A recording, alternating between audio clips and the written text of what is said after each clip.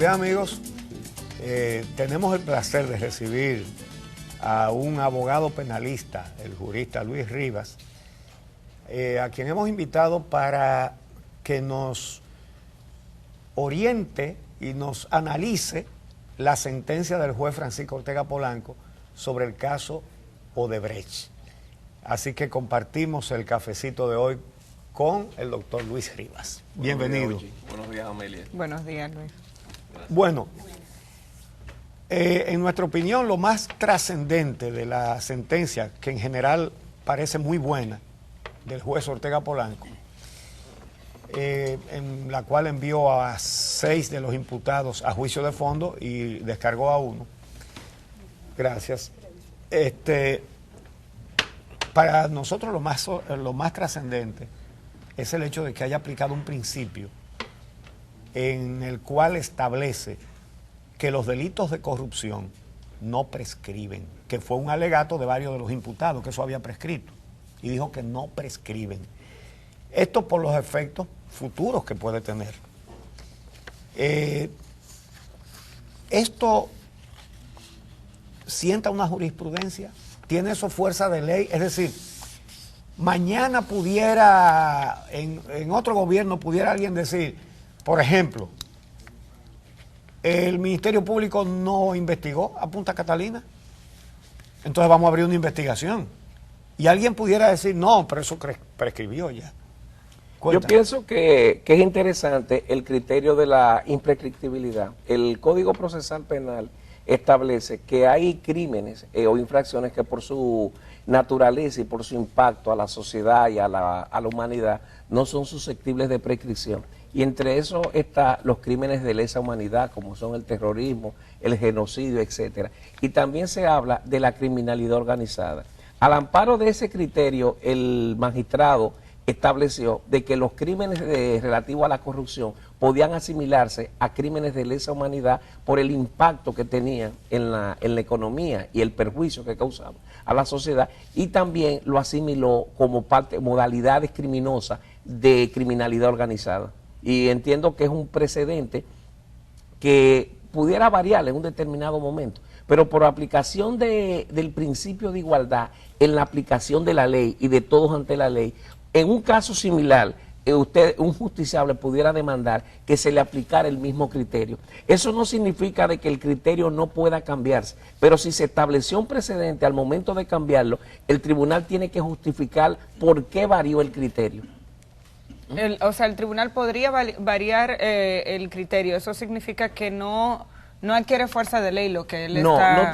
No tiene fuerza de ley, pero es un precedente importante y es un precedente que sirve de orientación, pero definitivamente que no tiene fuerza de ley porque las decisiones judiciales no tienen un alcance general. Entonces te voy a hacer un planteamiento hipotético. Vienen las elecciones, las gana Leonel Fernández. Y entonces llega a donde un juez, llega a la justicia, un expediente por Punta Catalina. Bueno, no, porque si gana Danilo otra vez, es que hay que planteárselo. Gana Danilo otra vez. Y llega un expediente por Punta Catalina. Puede entonces eso mandársele a un juez político y que diga, no, ese precedente no vale. Lo que hizo el juez Ortega Polanco es un disparate.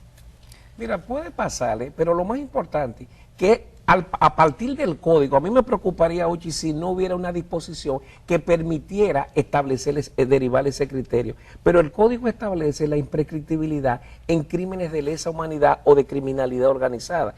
Y se va a plantear y un juez puede interpretarlo o no acogerse, porque eso es muy normal. Pero la corrupción de Odebrecht es crimen organizado. Eso fue lo que estableció el magistrado y lo asimiló a crímenes de lesa humanidad y como parte de la criminalidad organizada. De hecho, a mí no me sorprendería si se producen contradicciones dentro del propio aparato judicial en el sentido que tú lo estableces. Y de hecho ha ocurrido. A nivel de, por ejemplo, te pongo un ejemplo de donde hay criterios encontrados. en la ley anterior en materia de amparo había eliminado el recurso de apelación y una de las salas de la Suprema decía que era inconstitucional y otra decía que eso era constitucional, y te pongo como ejemplo que pueden venir contradicciones en torno al mismo punto. En este caso sería el tema de la prescripción, pero no obstante, hay un precedente a partir de la decisión del magistrado Ortega que puede servir de base hacia el futuro. En ese mismo orden, y a propósito de la apelación del amparo, en este caso, el juez Ortega lo que ha decidido es que se abre el juicio de fondo para 6 de los 7 imputados, 6 de los 7 encartados. Y a uno le llama la atención que hay gente hablando de apelación en este momento. ¿Se puede apelar una decisión de un juez especial? Esto era la fase de instrucción, ¿es cómo se denomina? Como la etapa preliminar. La preliminar, el juicio preliminar. ¿Se puede apelar esa decisión que lo que está mandando precisamente es al juicio de fondo para que ahí usted realmente demuestre su inocencia o se demuestre su culpabilidad por parte del Ministerio Público? ¿Cómo es que probablemente se vuelve para atrás? La respuesta corta y categórica es que no. El Código prohíbe de manera expresa y establece que las decisiones relativas a auto de apertura a juicio no son susceptibles de ningún recurso. ¿Y por qué ocurre esto? Porque el imputado tiene oportunidad de defenderse ante una etapa de juicio, pero categóricamente no son susceptibles de ningún recurso las decisiones de auto de apertura a juicio. Y es bueno establecer lo siguiente, y es el sentido siguiente. Lo que sea la decisión del juez de la instrucción no es una decisión sobre la culpabilidad o sobre la inocencia, es un juicio a la acusación, es algo que tiene que ver con la pertinencia de las pruebas, legalidad de las pruebas, probabilidad de que puedan ser condenados en un juicio, pero eso no ha determinado bajo ninguna circunstancia culpabilidad o inocencia de esos imputados. No. Simplemente él entiende que hay pruebas suficientes para que lo condene, pero tiene que condenarlo a otro tribunal. Que es el tribunal de fondo, que es el que va a debatir sobre las pruebas y es el que va a valorar las pruebas. Para ponerle un ejemplo, ahí hay una cantidad inmensa de pruebas testimoniales de testigos que solamente fueron indicadas en esta etapa, en la etapa intermedio preliminar, pero a quien le corresponde interrogar y escuchar y valorar será al tribunal de fondo. Una pregunta a propósito de eso. Una de las cosas de que adolece este expediente es que el Ministerio Público no quiso averiguar cuánto nos robó la Odebrecht porque no quiso hacer una auditoría de las obras y tampoco quiso incluir como testigos a los que pagaron los sobornos. Casi nada, ¿verdad? Es decir, en un juicio de fondo sí pueden incluirlo. No, acuérdate que el proceso se va cerrando. Y una de los propósitos que tiene la etapa intermedia, que es lo que hizo el magistrado Ortega, es que se encarga de ir delimitando quiénes son las partes y quiénes irán a juicio. Pero ya incorporar a un tercero que no fue originalmente encartado es más... Quiere decir que la Procuraduría General de la República simplemente le quitó del medio a todos los imputados la espina de que los que pagaron los sobornos vinieran a decir a quiénes se lo pagaron. Pero tengo entendido, Uchi, que en el caso de las delaciones premiadas, muchas de esas personas que pagaron, pues declararon. No, pero dijeron a quiénes le pagaron. Dijeron quiénes fueron los sobornados. Eso es importante, porque yo creo que eso puede investigarse y dilucidarse en la etapa de fondo. Entendí lo que me estás diciendo, pero de hecho sería interesante exponer el acuerdo y qué declararon esas personas, porque yo me imagino, y no quiero especular, que esas personas dirían a quiénes le pagaron. Porque si no es así, eso puede ser una prueba vaga. Ok, yo di un soborno, pero ¿a quién tú se lo diste? Y es posible que eso esté respondido en el acuerdo íntegro de esas delaciones premiadas. ¿A quién le dieron el soborno? Sería diferente la situación de los imputados si vinieran a decir lo que lo pagaron. Mira, pero la Procuraduría no quiso que vinieran. Tienes un punto interesante y es posible que eso genere una discusión en la etapa de fondo, y es lo siguiente.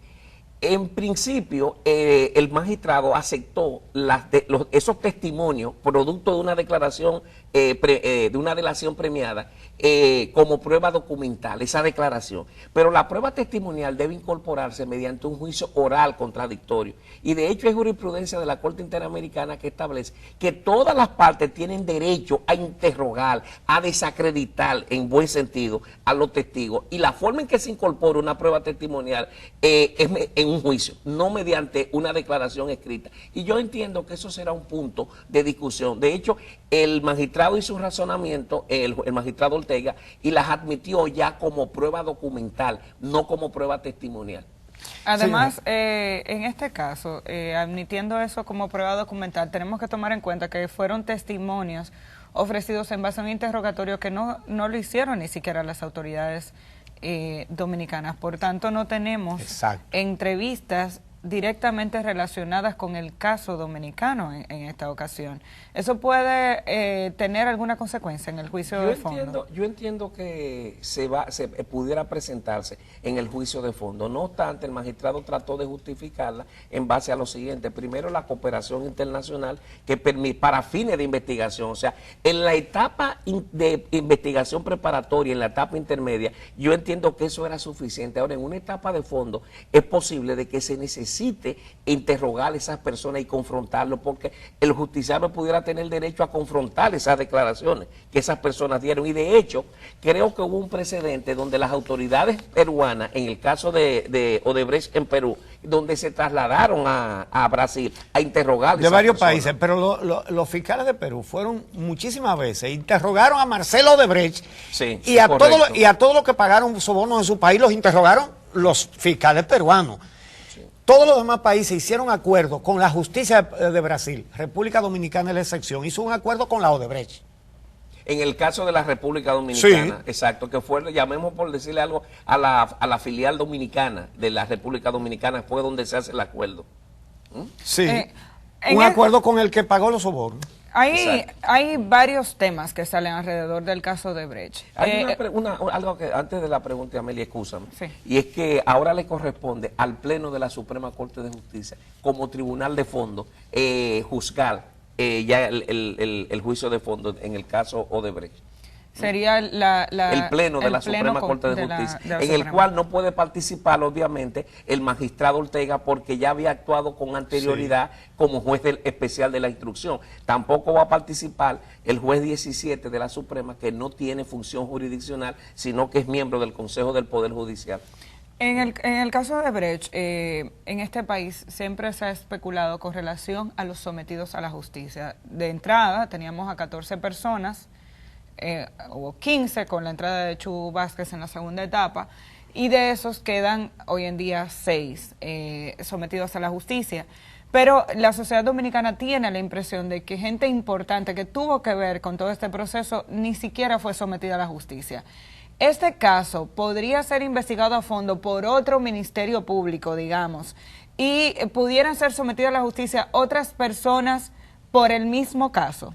Mira, en base a las pruebas que hay y en base a la acusación que hasta ahora ha presentado el Ministerio Público, eso no es posible. Ahora, si aparecen pruebas adicionales que vinculen a otras personas, sí. Ahora, en base al cuadro acusatorio que presentó el Ministerio Público y que no vincula a quienes vincula, a las personas que hoy están encartadas, no puede involucrarse a otra persona. Pero estamos hablando de un criterio distinto al de juzgar a una persona 2 veces por el mismo caso. En esta ocasión, si determináramos que hay más vinculados. El magistrado razonó las condiciones para la aplicación de la prohibición, del non bis idem, de la prohibición. Tiene que haber una identidad de causa, una identidad de objeto y una identidad de parte. Y él estableció, usó un criterio que es perfectamente válido, y dice que el hecho tiene que corresponderse al mismo, y eso lo hizo en respuesta a un planteamiento de Víctor Díaz, donde él había tenido otro precedente y había sido descargado, el caso de Víctor Díaz, donde el juez le dice, no, este no es el mismo hecho. Y no fue descargado, perdón. Exacto, le prohibieron a la fiscal investigar, que es diferente. Fue el caso de doña Jenny Berenice. Hay otro aspecto que es el que tiene que ver con la sobrevaluación de obras, que en otros países se ha podido demostrar que lo que Odebrecht pagó como soborno es mucho más que lo que dijo.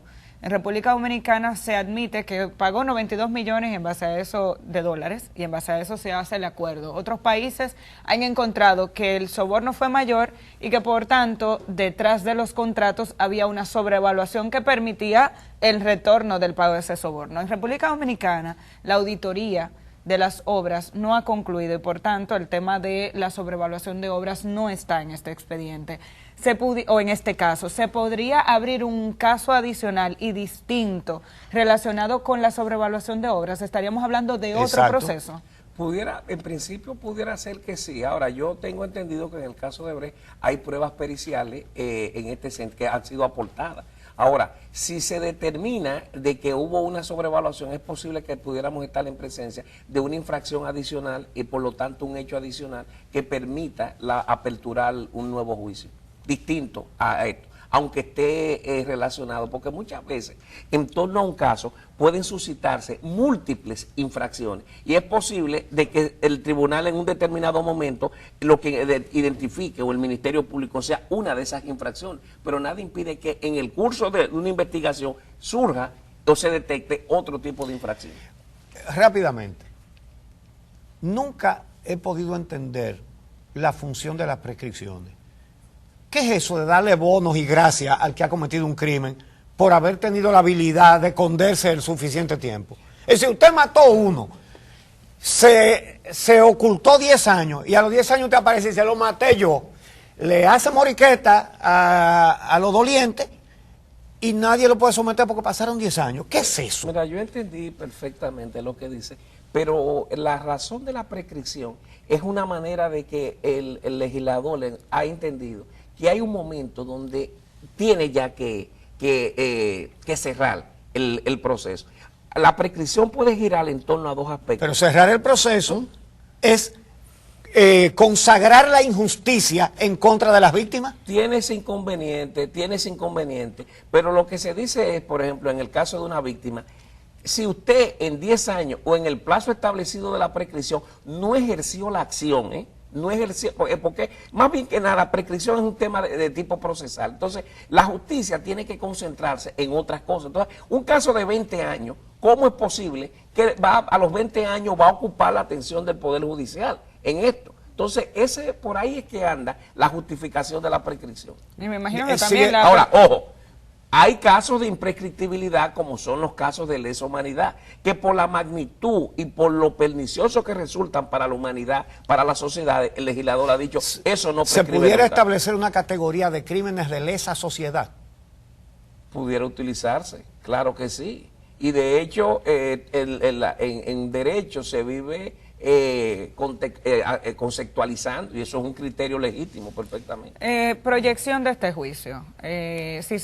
Víctor Díaz Rúa, aunque usted decía hace un momento que no se puede apelar la decisión. No solo de apelar, ni recurrir en casación, ni nada. Ni nada. ¿Cuál es la proyección? ¿Cuánto tiempo puede durar esto para que se abra el juicio y cuánto tiempo puede tardar ese juicio? Teóricamente el paso es el siguiente. Se apodera la Suprema Corte de Justicia en pleno. Una vez la Suprema recibidas las actuaciones, debe fijar la audiencia en un plazo no menos de 15 días, ni más de 45. Esa es la fijación de la audiencia. Ahora bien, una vez que se fija la audiencia, se convoca a las partes y en el plazo de 5 días deben hacer sus propuestas y ofertas probatorias y presentar los escritos. El día de la audiencia, yo entiendo, y ustedes lo han visto en otros casos, sobre todo los casos de fraude bancario, donde la Suprema Corte de Justicia organiza un cronograma para poder trabajar con esto. O sea, el primer día de la audiencia, eso no va a comenzar. Y lo que se va a establecer es un cronograma de trabajo. Y muchas veces los tribunales acostumbran a hacer lo siguiente. Mire, se va a asignar tal día para que tal imputado presente en bloque todos sus incidentes, como una manera de ir dinamizando, porque ustedes entenderán que cuando hay pluralidad de partes, múltiples imputados, con múltiples incidentes, eso puede afectar la dinámica. Y lo que se tiene que hacer ahora mismo es organizar el desarrollo del debate. Bien, muchísimas gracias, Luis. Gracias a ustedes.